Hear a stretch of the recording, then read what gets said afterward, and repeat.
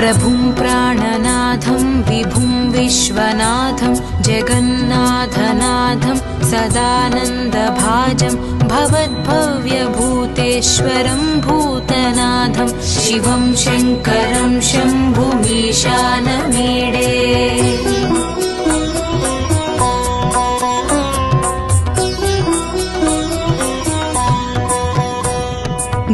गळेरुण्डमालं तनौ सर्पजालं महाकालकालं गणेशादिपालं जटाजूटगङ्गोत्तरं गैर्विशालं शिवं शङ्करं शम्भुमीशानमीडे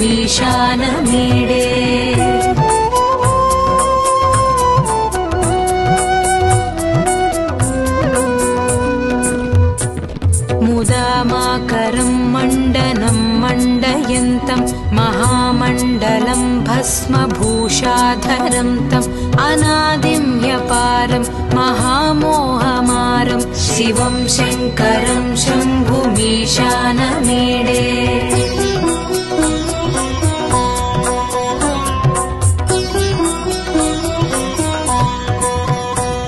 वटाधो निवासं महाटाट्टहासं महापापनाशं सदा सुप्रकाशं गिरीशं गणेशं सुरेशं महेशं शिवं शङ्करं शम्भुमीशानमीडे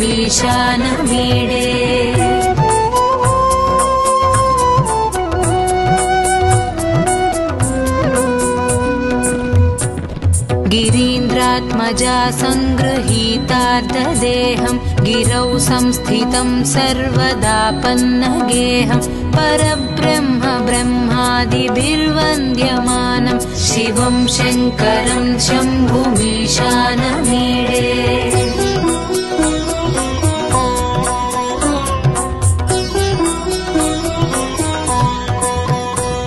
कपालं त्रिशूलं कराभ्यां दधानं पदाम्भोजनं रायकामं ददानं बलिवर्धमानं सुराणां प्रधानं शिवं शङ्करं शम्भुमीशानमीडे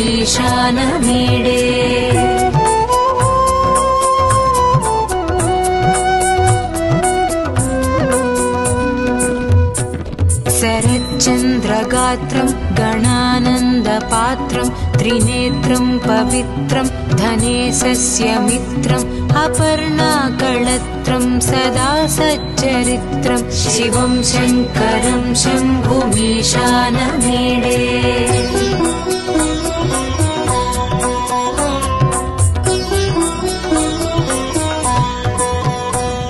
हरं सर्पहारं चिताभूविहारं भवं वेदसारं सदा निर्विकारं श्मशाने वसन्तं मनोजं दहन्तं शिवं शङ्करं शम्भुमीशानमीडे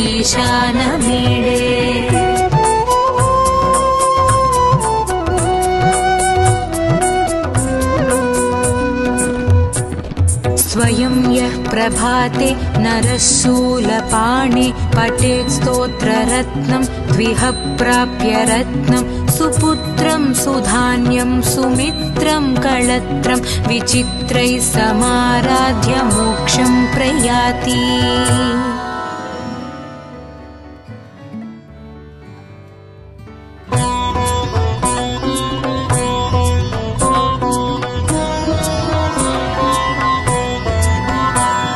प्रभुं प्राणनाथं विभुं विश्वनाथं जगन्नाथनाथं सदानन्दभाजं भवद्भव्यभूतेश्वरं भूतनाथं शिवं शङ्करं शम्भुमीशानमीडे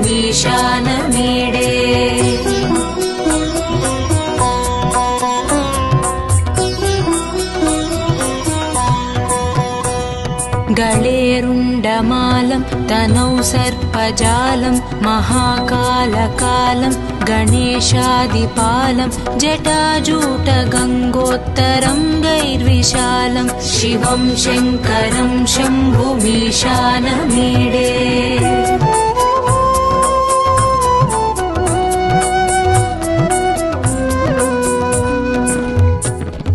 मुदामाकरं मण्डनं मण्डयन्तं महामण्डलं कालं भस्मभूषाधरं तम् अनादिं ह्यपारं महामोहमारं शिवं शङ्करं शम्भुमीशानमीडे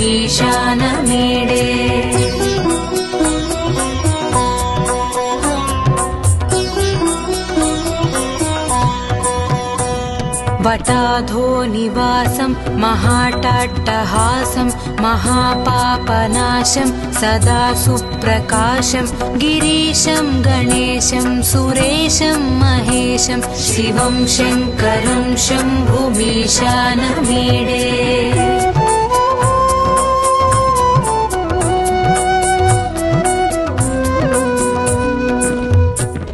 गिरीन्द्रात्मजा सङ्गृहीतार्धदेहं गिरौ संस्थितं सर्वदापन्नगेहं परब्रह्म ब्रह्मादिभिर्वन्द्यमानं शिवं शङ्करं शम्भुमीशानमीडे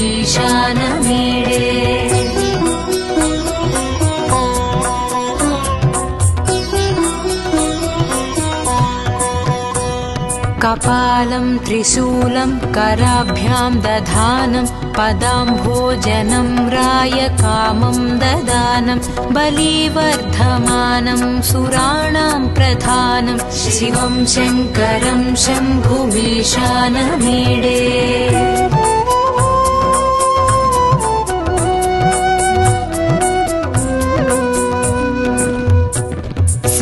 शरच्चन्द्रगात्रं गणानन्दपात्रं त्रिनेत्रं पवित्रं धनेशस्य मित्रम् अपर्णाकळत्रं सदा सच्चरित्रं शिवं शङ्करं शम्भुमीशानमीडे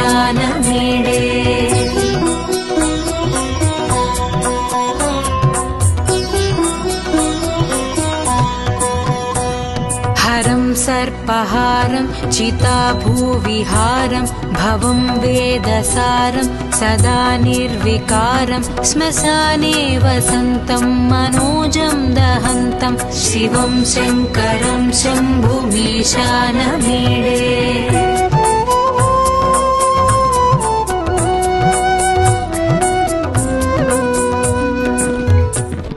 स्वयं यः प्रभाते नरः शूलपाणे पठेत् स्तोत्ररत्नं द्विह प्राप्य रत्नं सुपुत्रं सुधान्यं सुमित्रं कळत्रं विचित्रैः समाराध्य मोक्षं प्रयाति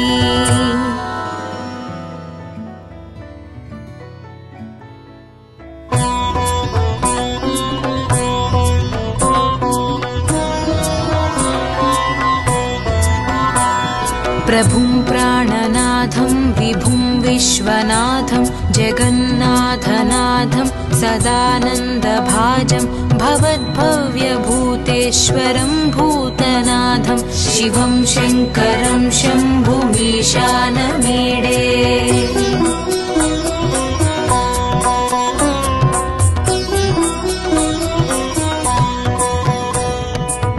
गळेरुण्डमालं तनौ सर्पजालं महाकालकालं गणेशादिपालं जटाजूटगङ्गोत्तरं गैर्विशालं शिवं शङ्करं शम्भुमीशानमीडे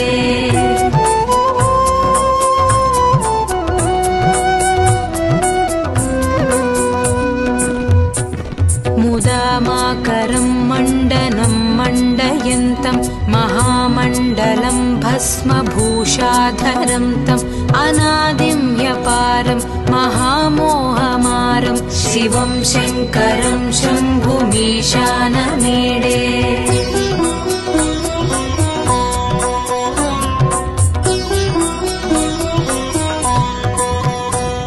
वटाधो निवासं महाटाट्टहासं महापापनाशं सदा सुप्रकाशं गिरीशं गणेशं सुरेशं महेशं शिवं शङ्करं शम्भुमीशानमीडे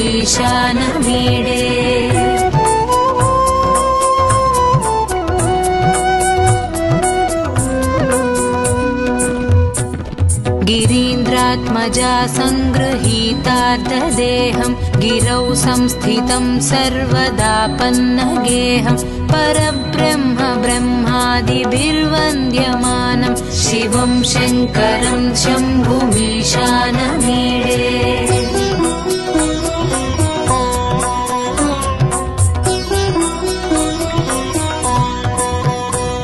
कपालं त्रिशूलं कराभ्यां दधानं पदाम्भोजनं रायकामं ददानं बलिवर्धमानं सुराणां प्रधानं शिवं शङ्करं शम्भुमीशानमीडे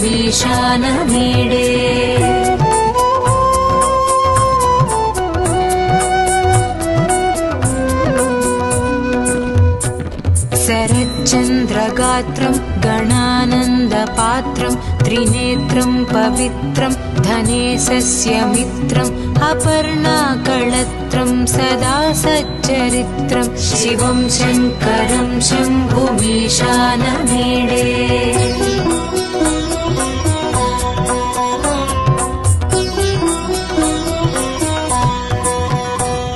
हरं सर्पहारं चिताभूविहारं भवं वेदसारं सदा निर्विकारं श्मशाने वसन्तं मनोजं दहन्तं शिवं शङ्करं शम्भुमीशानमीडे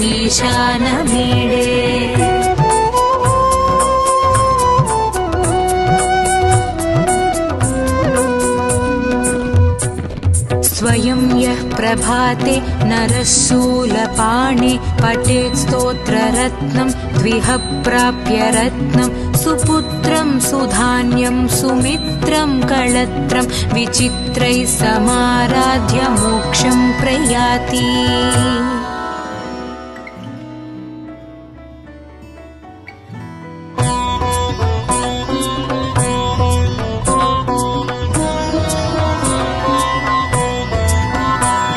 प्रभुं प्राणनाथं विभुं विश्वनाथं जगन्नाथनाथं सदानन्दभाजं भवद्भव्यभूतेश्वरं भूतनाथं शिवं शङ्करं शम्भुमीशानमीडे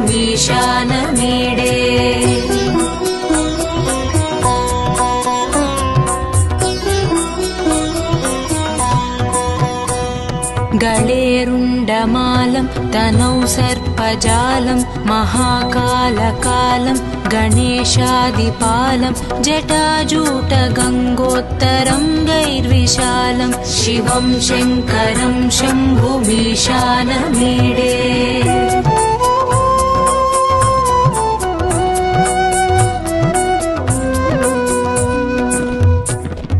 मुदामाकरं मण्डनं मण्डयन्तं महामण्डलं भस्मभूषाधरं तम् अनादिं ह्यपारं महामोहमारं शिवं शङ्करं शम्भुमीशानमीडे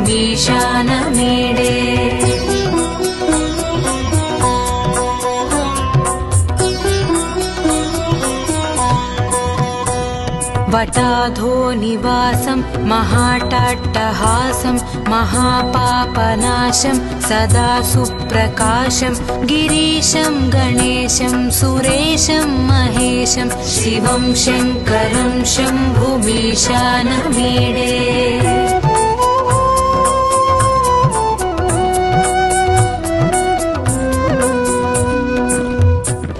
गिरीन्द्रात्मजा सङ्गृहीतार्धदेहं गिरौ संस्थितं सर्वदा पन्नगेहं परब्रह्म ब्रह्मादिभिर्वन्द्यमानं शिवं शङ्करं शम्भुमीशानमीडे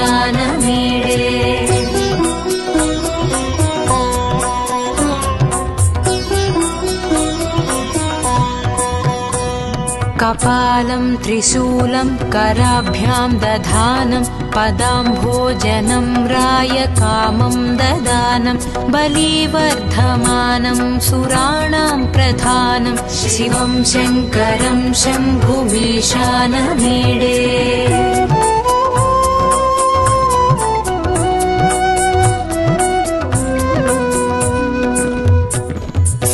शरच्चन्द्रगात्रं गणानन्दपात्रं त्रिनेत्रं पवित्रं धनेशस्य मित्रम् अपर्णाकळत्रं सदा सच्चरित्रं शिवं शङ्करं शम्भुमीशानमीडे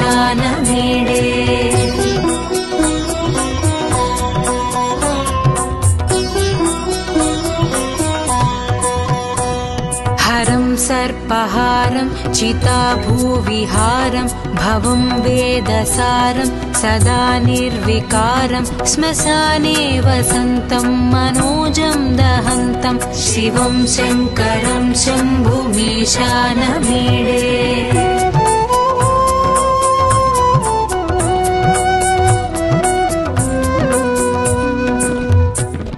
स्वयं यः प्रभाते नरः शूलपाणे पठेत् स्तोत्ररत्नं द्विह प्राप्य रत्नं सुपुत्रं सुधान्यं सुमित्रं कळत्रं विचित्रैः समाराध्य मोक्षं प्रयाति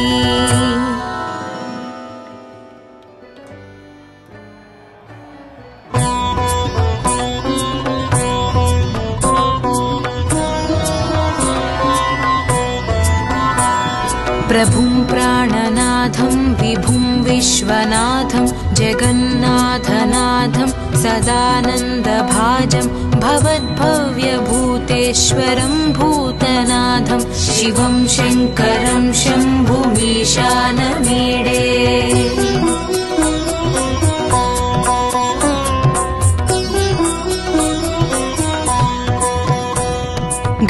गळेरुण्डमालं तनौ सर्पजालं महाकालकालं गणेशादिपालं जटाजूटगङ्गोत्तरं गैर्विशालं शिवं शङ्करं शम्भुमीशानमीडे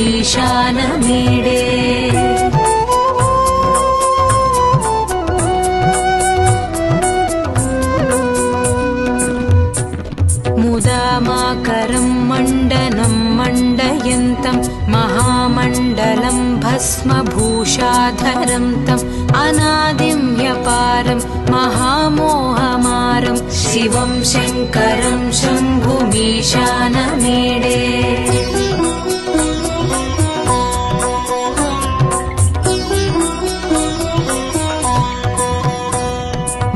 वटाधोनिवासं महाटाट्टहासं महापापनाशं सदा सुप्रकाशं गिरीशं गणेशं सुरेशं महेशं शिवं शङ्करं शम्भुमीशानमीडे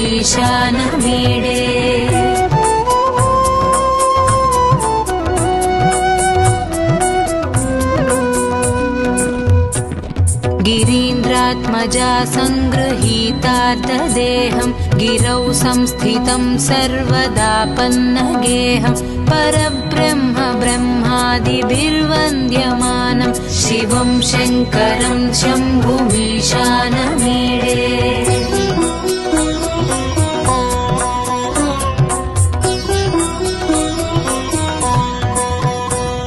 कपालं त्रिशूलं कराभ्यां दधानं पदाम्भोजनं रायकामं ददानं बलिवर्धमानं सुराणां प्रधानं शिवं शङ्करं शम्भुमीशानमीडे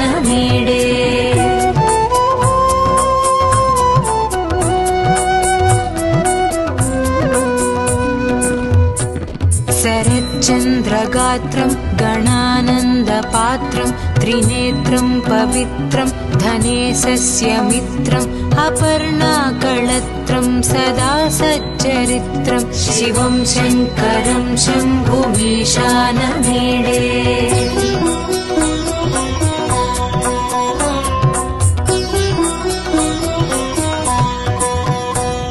हरं सर्पहारं चिताभूविहारं भवं वेदसारं सदा निर्विकारं श्मशाने वसन्तं मनोजं दहन्तं शिवं शङ्करं शम्भुमीशानमीडे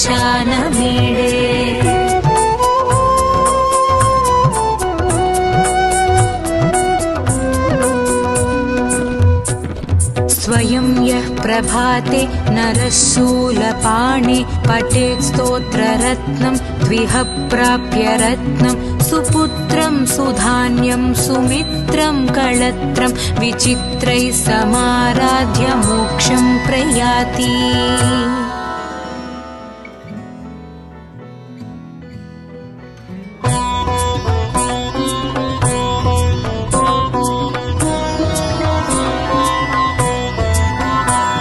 प्रभुं प्राणनाथं विभुं विश्वनाथं जगन्नाथनाथं सदानन्दभाजं भवद्भव्यभूतेश्वरं भूतनाथं शिवं शङ्करं शम्भुमीशानमीडे।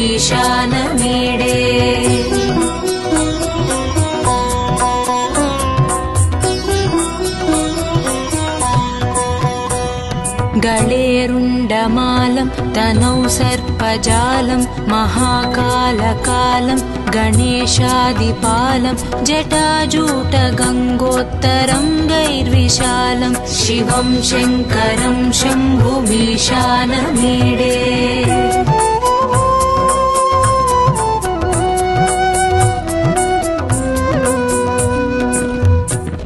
मुदामाकरं मण्डनं मण्डयन्तं महामण्डलं भस्मभूषाधरं तम् अनादिं ह्यपारं महामोहमारं शिवं शङ्करं शम्भुमीशानमीडे।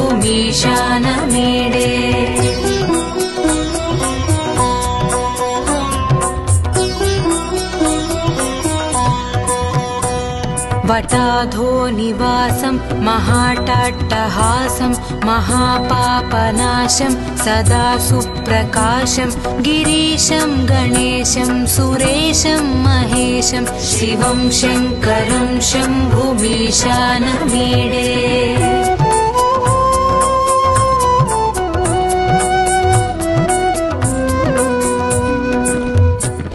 गिरीन्द्रात्मजा सङ्गृहीतार्धदेहं गिरौ संस्थितं सर्वदा पन्नगेहं परब्रह्म ब्रह्मादिभिर्वन्द्यमानं शिवं शङ्करं शम्भुमीशानमीडे।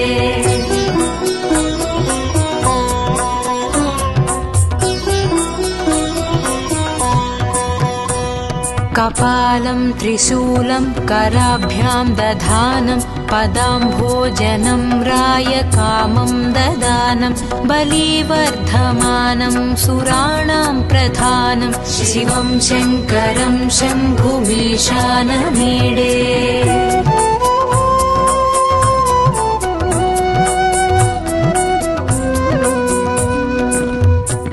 शरच्चन्द्रगात्रं गणानन्दपात्रं त्रिनेत्रं पवित्रं धनेशस्य मित्रम् अपर्णाकळत्रं सदा सच्चरित्रं शिवं शङ्करं शम्भुमीशानमीडे।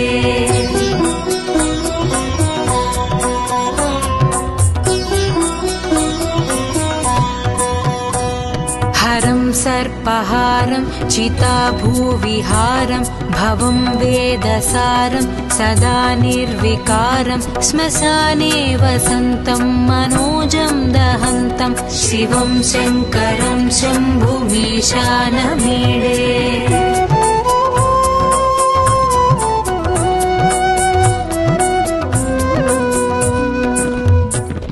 स्वयं यः प्रभाते नरः शूलपाणे पठेत् स्तोत्ररत्नं द्विह प्राप्य रत्नं सुपुत्रं सुधान्यं सुमित्रं कळत्रं विचित्रैः समाराध्य मोक्षं प्रयाति।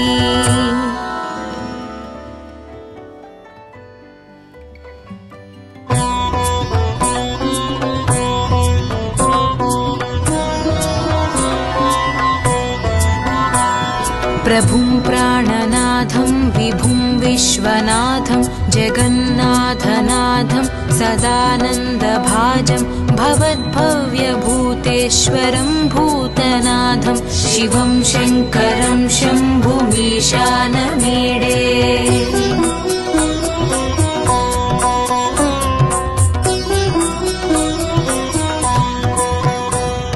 गळेरुण्डमालं तनौ सर्पजालं महाकालकालं गणेशादिपालं जटाजूटगङ्गोत्तरङ्गैर्विशालं शिवं शङ्करं शम्भुमीशानमीडे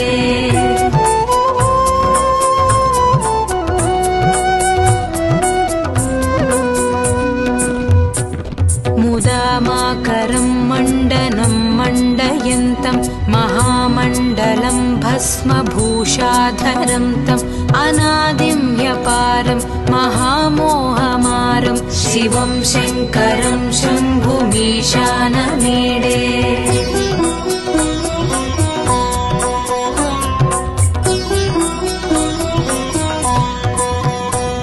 वटाधो निवासं महाटाट्टहासं महापापनाशं सदा सुप्रकाशं गिरीशं गणेशं सुरेशं महेशं शिवं शङ्करं शम्भुमीशानमीडे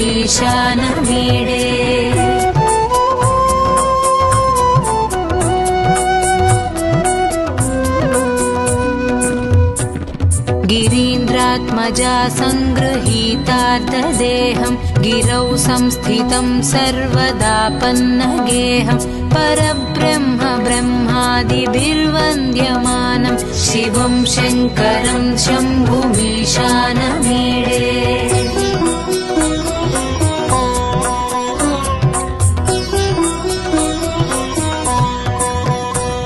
कपालं त्रिशूलं कराभ्यां दधानं पदाम्भोजनं रायकामं ददानं बलिवर्धमानं सुराणां प्रधानं शिवं शङ्करं शम्भुमीशानमीडे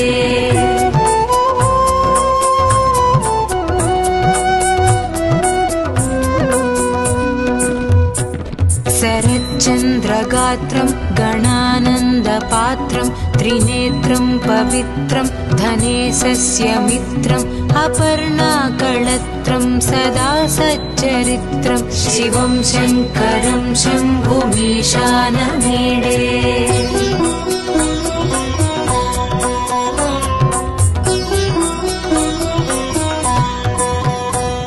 हरं सर्पहारं चिताभूविहारं भवं वेदसारं सदा निर्विकारं श्मशाने वसन्तं मनोजं दहन्तं शिवं शङ्करं शम्भुमीशानमीडे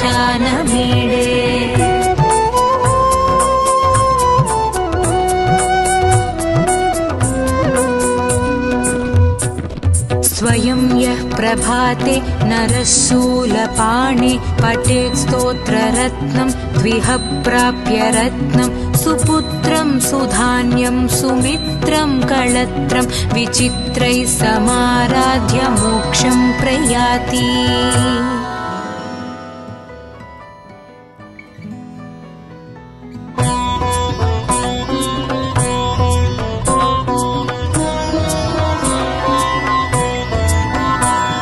प्रभुं प्राणनाथं विभुं विश्वनाथं जगन्नाथनाथं सदानन्दभाजं भवद्भव्यभूतेश्वरं भूतनाथं शिवं शङ्करं शम्भुमीशानमीडे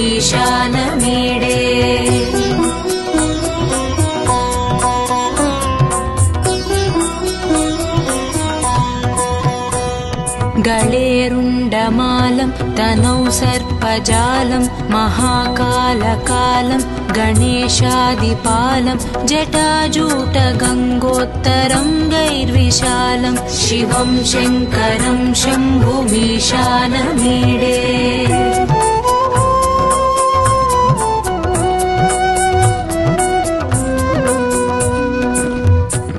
मुदामाकरं मण्डनं मण्डयन्तं महामण्डलं भस्मभूषाधरं तम् अनादिं ह्यपारं महामोहमारं शिवं शङ्करं शम्भुमीशानमीडे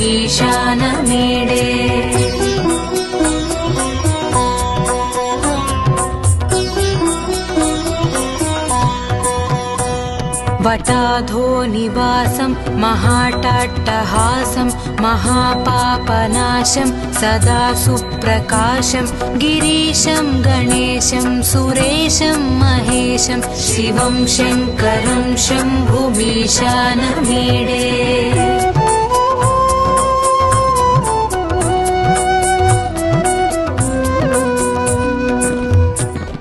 गिरीन्द्रात्मजा सङ्गृहीतार्धदेहं गिरौ संस्थितं सर्वदापन्नगेहं परब्रह्म ब्रह्मादिभिर्वन्द्यमानं शिवं शङ्करं शम्भुमीशानमीडे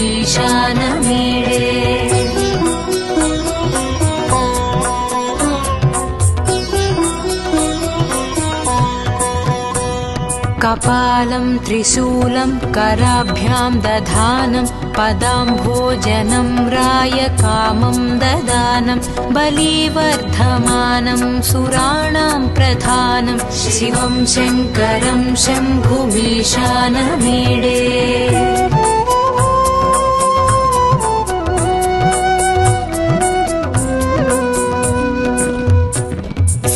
शरच्चन्द्रगात्रं गणानन्दपात्रं त्रिनेत्रं पवित्रं धनेशस्य मित्रम् अपर्णाकळत्रं सदा सच्चरित्रं शिवं शङ्करं शम्भुमीशानमीडे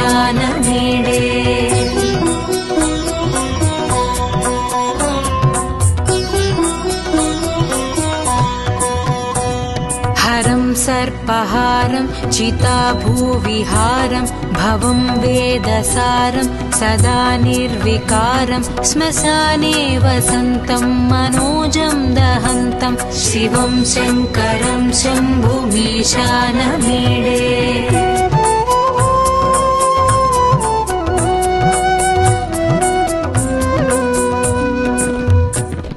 स्वयं यः प्रभाते नरः शूलपाणे पठेत् स्तोत्ररत्नं द्विह प्राप्य रत्नं सुपुत्रं सुधान्यं सुमित्रं कळत्रं विचित्रैः समाराध्य मोक्षं प्रयाति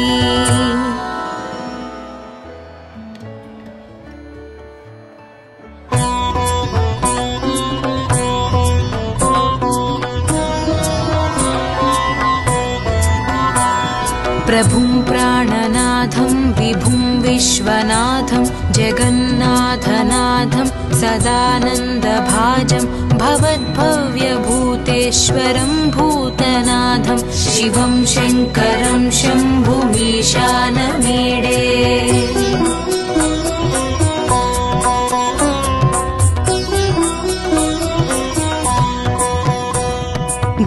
गळेरुण्डमालं तनौ सर्पजालं महाकालकालं गणेशादिपालं जटाजूटगङ्गोत्तरं गैर्विशालं शिवं शङ्करं शम्भुमीशानमीडे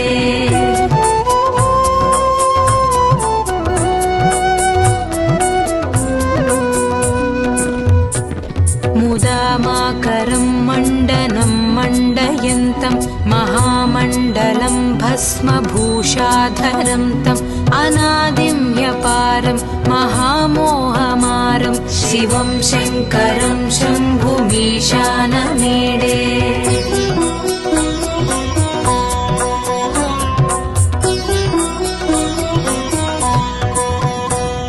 वटाधो निवासं महाट्टहासं महापापनाशं सदा सुप्रकाशं गिरीशं गणेशं सुरेशं महेशं शिवं शङ्करं शम्भुमीशानमीडे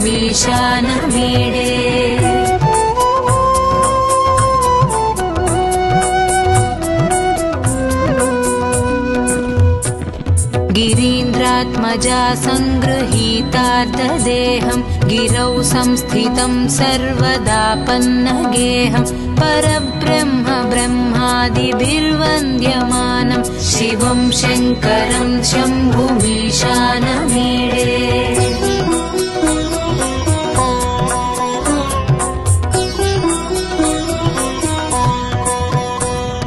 कपालं त्रिशूलं कराभ्यां दधानं पदाम्भोजनं रायकामं ददानं बलिवर्धमानं सुराणां प्रधानं शिवं शङ्करं शम्भुमीशानमीडे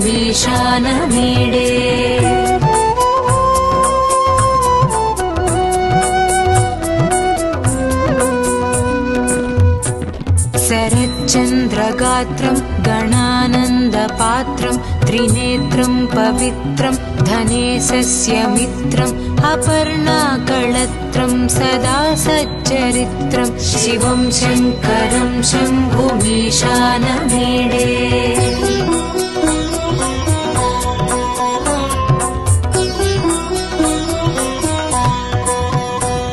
हरं सर्पहारं चिताभूविहारं भवं वेदसारं सदा निर्विकारं श्मशाने वसन्तं मनोजं दहन्तं शिवं शङ्करं शम्भुमीशानमीडे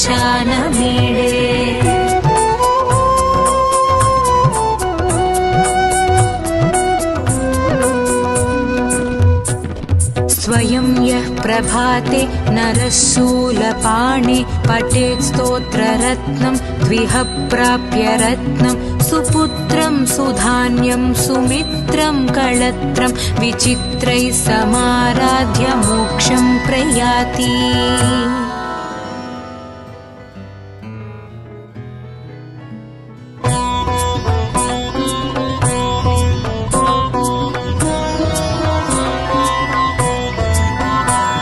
प्रभुं प्राणनाथं विभुं विश्वनाथं जगन्नाथनाथं सदानन्दभाजं भवद्भव्यभूतेश्वरं भूतनाथं शिवं शङ्करं शम्भुमीशानमीडे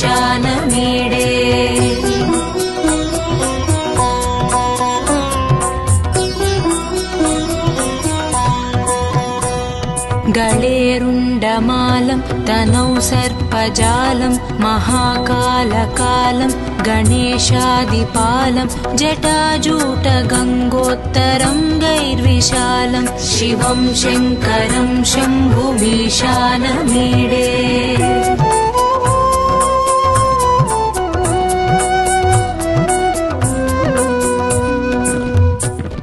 मुदामाकरं मण्डनं मण्डयन्तं महामण्डलं भस्मभूषाधरं तम् अनादिं ह्यपारं महामोहमारं शिवं शङ्करं शम्भुमीशानमीडे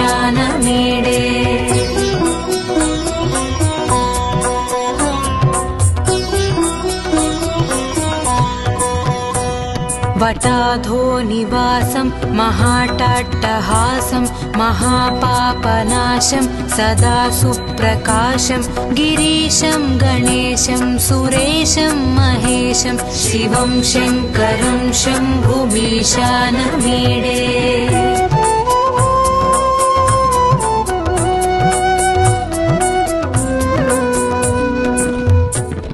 गिरीन्द्रात्मजा सङ्गृहीतार्धदेहं गिरौ संस्थितं सर्वदा पन्नगेहं परब्रह्म ब्रह्मादिभिर्वन्द्यमानं शिवं शङ्करं शम्भुमीशानमीडे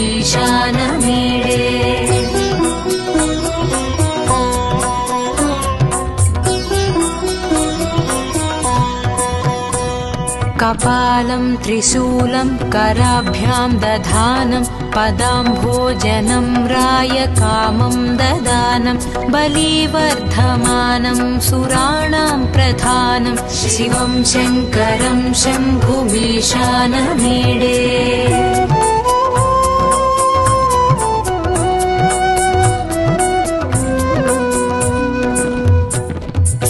शरच्चन्द्रगात्रं गणानन्दपात्रं त्रिनेत्रं पवित्रं धनेशस्य मित्रम् अपर्णाकळत्रं सदा सच्चरित्रं शिवं शङ्करं शम्भुमीशानमीडे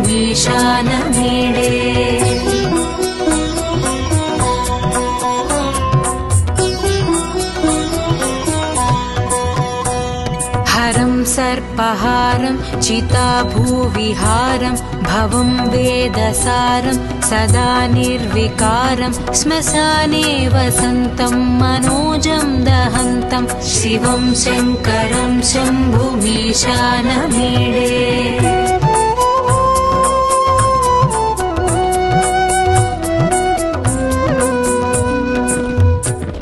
स्वयं यः प्रभाते नरः शूलपाणे पठेत् स्तोत्ररत्नं द्विह प्राप्य रत्नं सुपुत्रं सुधान्यं सुमित्रं कळत्रं विचित्रैः समाराध्य मोक्षं प्रयाति।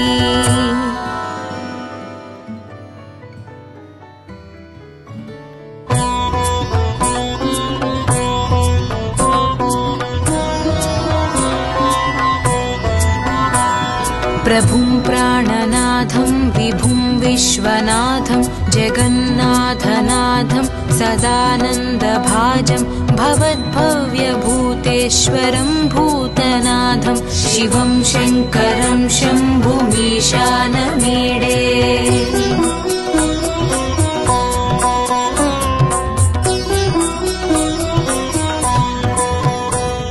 गळेरुण्डमालं तनौ सर्पजालं महाकालकालं गणेशादिपालं जटाजूटगङ्गोत्तरङ्गैर्विशालं शिवं शङ्करं शम्भुमीशानमीडे।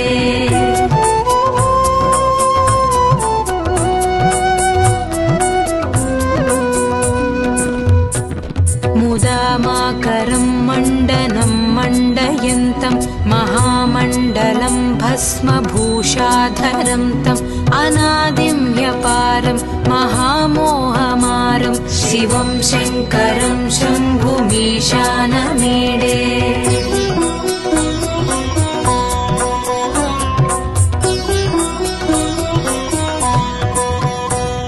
वटाधो निवासं महाटाट्टहासं महापापनाशं सदा सुप्रकाशं गिरीशं गणेशं सुरेशं महेशं शिवं शङ्करं शम्भुमीशानमीडे।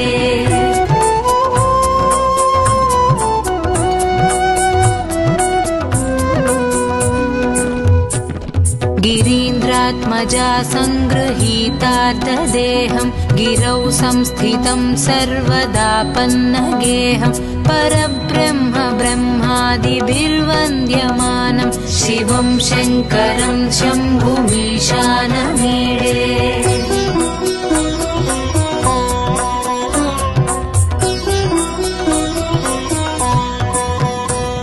कपालं त्रिशूलं कराभ्यां दधानं पदाम्भोजनं रायकामं ददानं बलिवर्धमानं सुराणां प्रधानं शिवं शङ्करं शम्भुमीशानमीडे।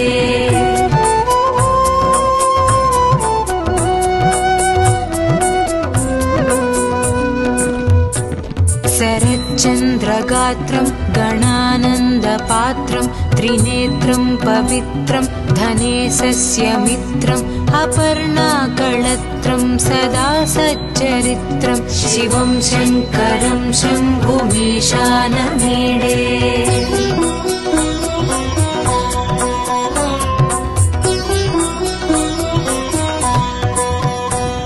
हरं सर्पहारं चिताभूविहारं भवं वेदसारं सदा निर्विकारं श्मशाने वसन्तं मनोजं दहन्तं शिवं शङ्करं शम्भुमीशानमीडे।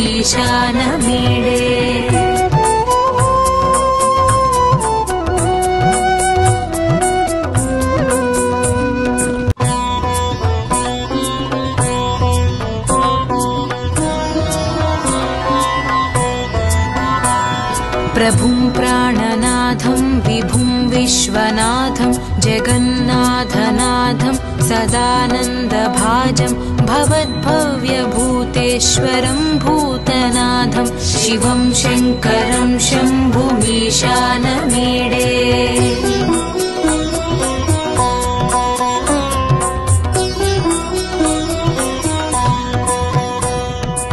गलेरुण्डमालं तनौ सर्पजालं महाकालकालं गणेशादिपालं जटाजूटगङ्गोत्तरं गैर्विशालं शिवं शङ्करं शम्भुमीशानमीडे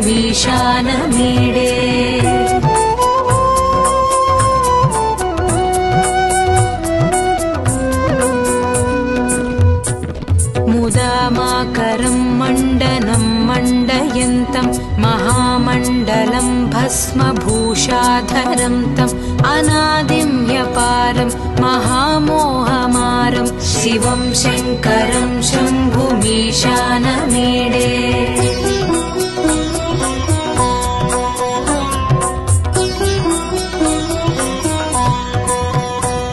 वटाधो निवासं महाटाट्टहासं महापापनाशं सदा सुप्रकाशं गिरीशं गणेशं सुरेशं महेशं शिवं शङ्करं शम्भुमीशानमीडे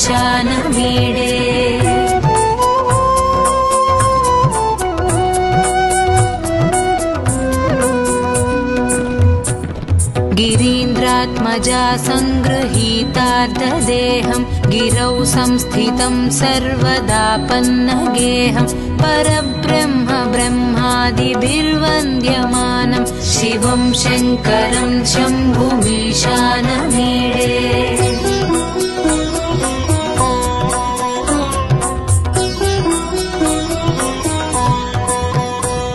कपालं त्रिशूलं कराभ्यां दधानं पदाम्भोजनं रायकामं ददानं बलिवर्धमानं सुराणां प्रधानं शिवं शङ्करं शम्भुमीशानमीडे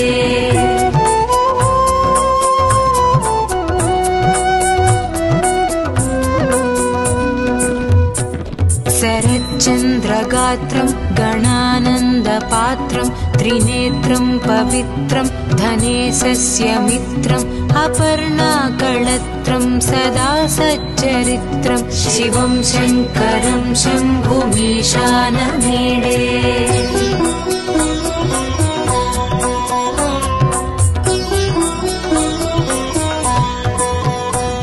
हरं सर्पहारं चिताभूविहारं भवं वेदसारं सदा निर्विकारं श्मशाने वसन्तं मनोजं दहन्तं शिवं शङ्करं शम्भुमीशानमीडे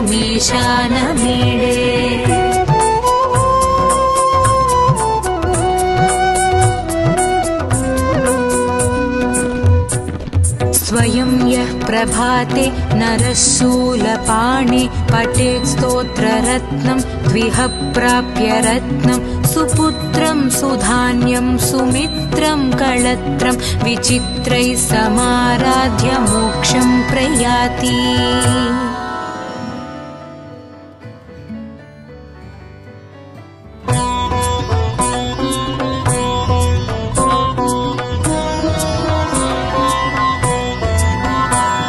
प्रभुं प्राणनाथं विभुं विश्वनाथं जगन्नाथनाथं सदानन्दभाजं भवद्भव्यभूतेश्वरं भूतनाथं शिवं शङ्करं शम्भुमीशानमीडे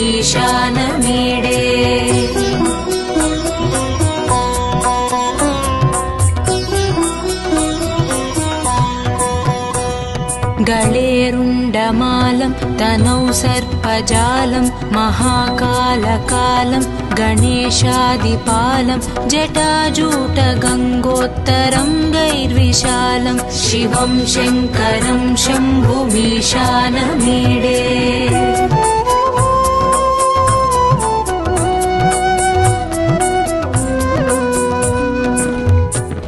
मुदामाकरं मण्डनं मण्डयन्तं महामण्डलं भस्मभूषाधरं तम् अनादिं ह्यपारं महामोहमारं शिवं शङ्करं शम्भुमीशानमीडे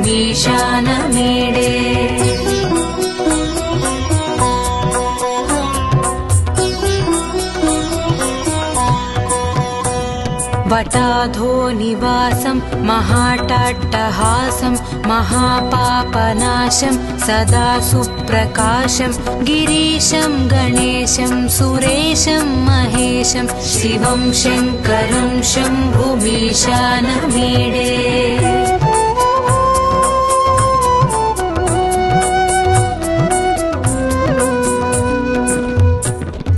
गिरीन्द्रात्मजा सङ्गृहीतार्धदेहं गिरौ संस्थितं सर्वदापन्नगेहं परब्रह्म ब्रह्मादिभिर्वन्द्यमानं शिवं शङ्करं शम्भुमीशानमीडे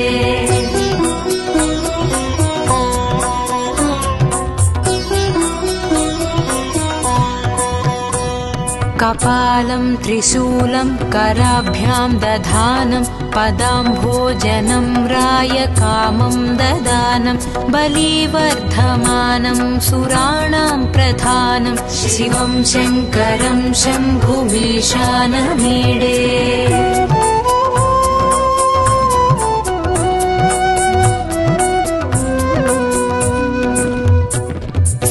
शरच्चन्द्रगात्रं गणानन्दपात्रं त्रिनेत्रं पवित्रं धनेशस्य मित्रम् अपर्णाकळत्रं सदा सच्चरित्रं शिवं शङ्करं शम्भुमीशानमीडे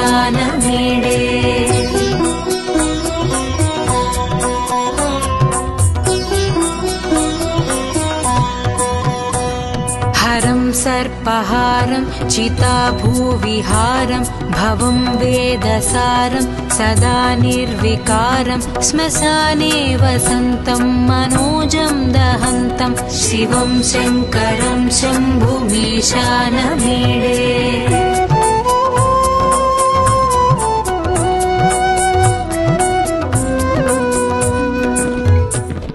स्वयं यः प्रभाते नरः शूलपाणे पठेत् स्तोत्ररत्नं द्विह प्राप्य रत्नं सुपुत्रं सुधान्यं सुमित्रं कळत्रं विचित्रैः समाराध्य मोक्षं प्रयाति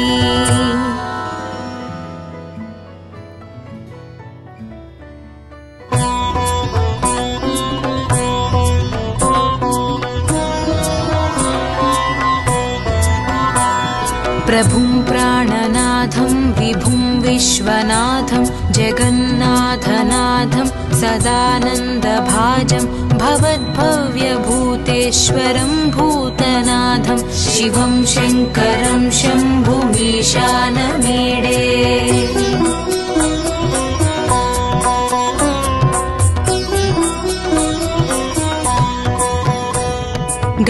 गळेरुण्डमालं तनौ सर्पजालं महाकालकालं गणेशादिपालं जटाजूटगङ्गोत्तरं गैर्विशालं शिवं शङ्करं शम्भुमीशानमीडे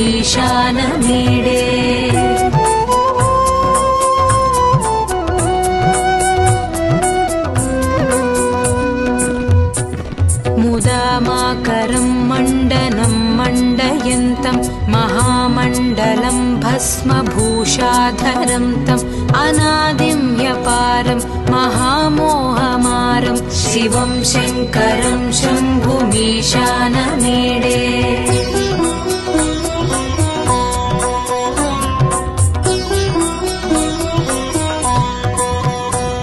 वटाधो निवासं महाटाट्टहासं महापापनाशं सदा सुप्रकाशं गिरीशं गणेशं सुरेशं महेशं शिवं शङ्करं शम्भुमीशानमीडे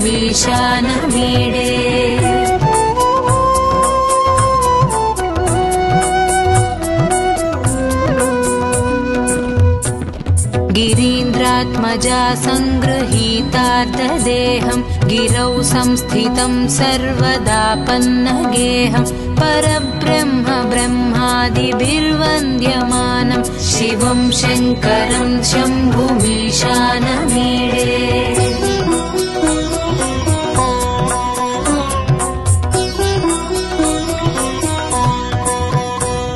कपालं त्रिशूलं कराभ्यां दधानं पदाम्भोजनं रायकामं ददानं बलिवर्धमानं सुराणां प्रधानं शिवं शङ्करं शम्भुमीशानमीडे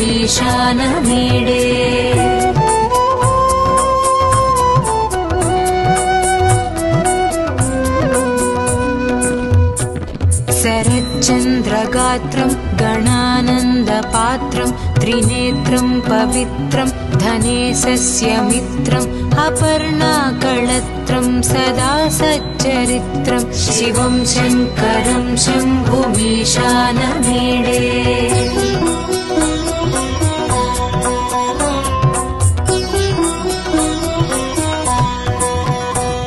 हरं सर्पहारं चिताभूविहारं भवं वेदसारं सदा निर्विकारं श्मशाने वसन्तं मनोजं दहन्तं शिवं शङ्करं शम्भुमीशानमीडे